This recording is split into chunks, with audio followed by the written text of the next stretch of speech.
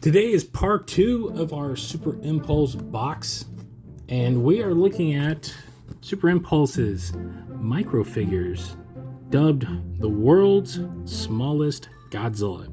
But is it really the world's smallest Godzilla? Well, we're going to open this up and see if that's true. So if you saw the last video, we looked at the 3.75 Shin Godzilla. And this I ordered along with that particular Godzilla, and well, it is something. I didn't realize this figure existed until I was ordering the aforementioned 3.75. I saw this, I'm like, you know what, that looks interesting. So this is also from Super Impulse, a company that, if you watched my last video, I did not realize existed until about a minute ago. And apparently they do a lot of licensed stuff, and for what I've been seeing online, as I was doing some research for this video, they have quite a few Godzilla items on their way. This is part of their micro figures line. I've seen similar figures that this company makes at Five Below, which I'm assuming is where this thing will mostly be sold at. The retail on this was about $5 to $6, if I recall. It was close. I paid about 20 bucks after shipping and taxes for both these things. Now, mind you, they had to be shipped. So if you see these in the store, you're going to save some money. So what exactly is this? Well, it looks like a teeny tiny figure. It comes in this plastic clamshell box that, unlike the 3.75 figure, which you could open and reseal, this looks like once you open it, it's open. It's riveted all the way across right there.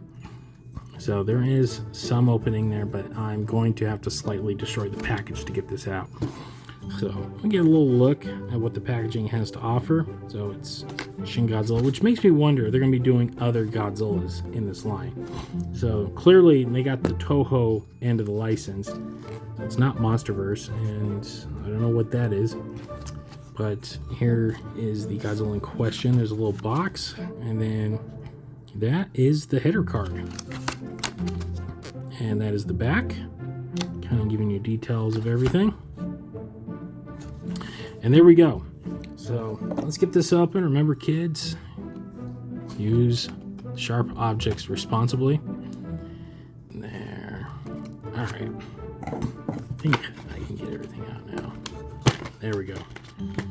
Okay, so without completely destroying this thing. Okay, there's this little box. There's Godzilla. Whatever this is. Fascinating stuff, I know. Anything else in here? They have another booklet. I already showed you that from the previous video, so there's a little catalog booklet in there too. I'm not going to pull that out. You guys, if you watched the last video, you saw it. Here is the teeny tiny Godzilla. He is small. I posted the pictures of these in their boxes on our Instagram earlier, which you can go and follow us.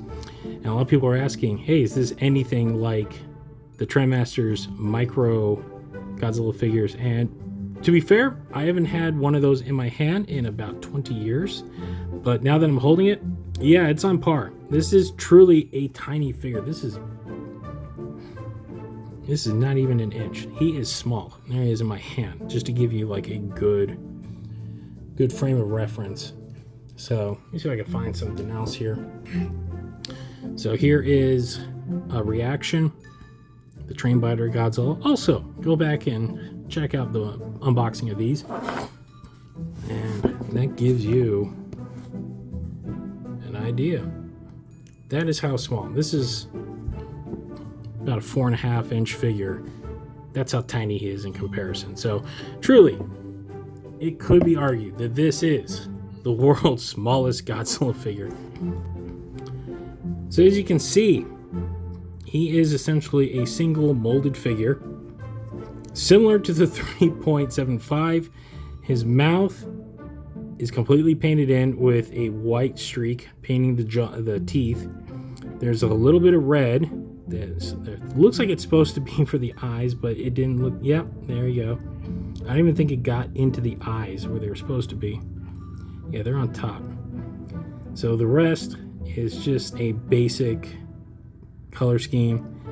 The fingers and the toes have some paint. It looks like they nearly missed that one.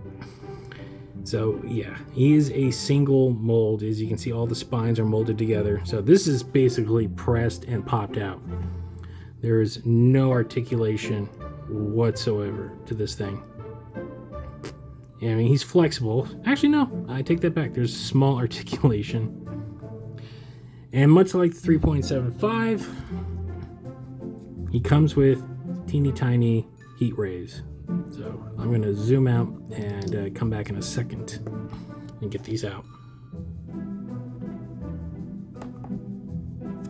So there you go.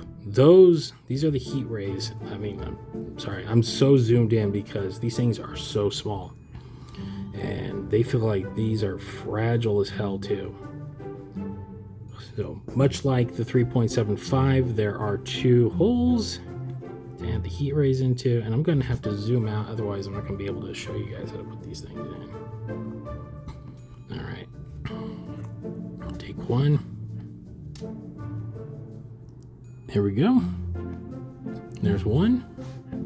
And then this looks like it goes this way. Stuff I know, guys. And there you go.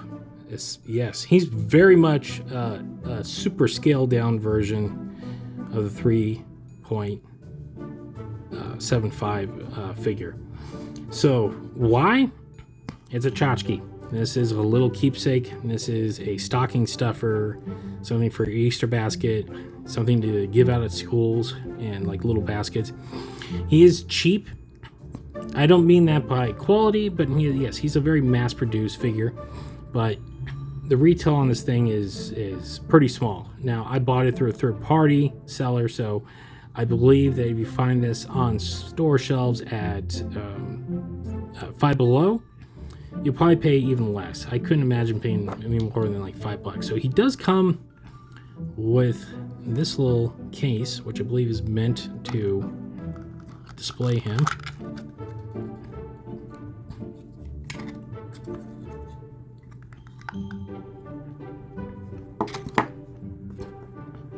Actually, that's also to keep him safe too. There's a secondary way. Yeah, wow, that's interesting. So it looks like you can put them back in here and then put the flame pieces in there for safekeeping. So this looks like a little travel case, but with a diorama on it.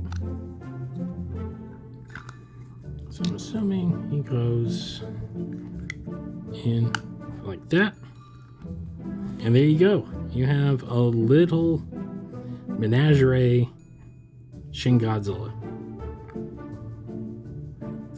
And that is the back. And that's what you're going to get for about $5 to $6. So, is this worth it? Again, if you're a completionist, if you got little kids, if you need stocking stuffers, you know, you want to spread the love of Godzilla out there, sure. I don't know who this is really aimed for. I know that Super Impulse, as their name implies, they make impulse buy items, and this is what they do. I can't imagine this thing cost a lot to make, you know, and covering licensing fees. You know, this is something to make as an impulse buy to throw into gift bags. It's still cool. It's a tchotchke. He is kind of cool. I do like the fact they give you a little case. Put them in. You can pop this up. You can probably put this in like an aquarium or something too. Although the stickers will probably fall right off. But for something, you know, for a little kid or something like that, this is fine. If you have an office, you know, have a desk at work, this is perfect to put on there. It takes up literally no room. I mean, look at that. It's small. So it does live up to its name. It is truly the world's smallest Godzilla figure, as far as I can tell. There might be tinier ones out there, but this is in my hand. You can see how small it is. So, if you find it and it piques your interest, sure. Would I go out of my way to order it? Maybe not, but I do a review show, so I order stuff like this all the time, just to, you know, for morbid curiosity a lot of the times. And this definitely scratched that morbid curiosity itch. It's a cool little thing. I am still blown away by how much Godzilla stuff is now readily available on American shelves, considering that it was such a dry well for a long time. And now our cup doth overflow to the point we're getting things like this, and it's kind of insane. So there you go. All right, and with that wraps up this review of Super Impulse's World's Smallest Godzilla. Remember, if you like what you see, we do have a show. It's called the Kaiju Kingdom Podcast. You can find us at thekaijukingdompodcast.com. And if you don't like to download, well, we are on all of your favorite streaming sites, including Apple, Spotify, or wherever else you might find better podcasts. We're also on social media. We're on X, we're on Instagram, we're on Facebook. Those are the places you can go to say hi and keep up to date with all of the late breaking news in the world of giant monsters. And with that will wrap up this edition of the Koffers. Thanks for watching, guys, and we'll see you next time.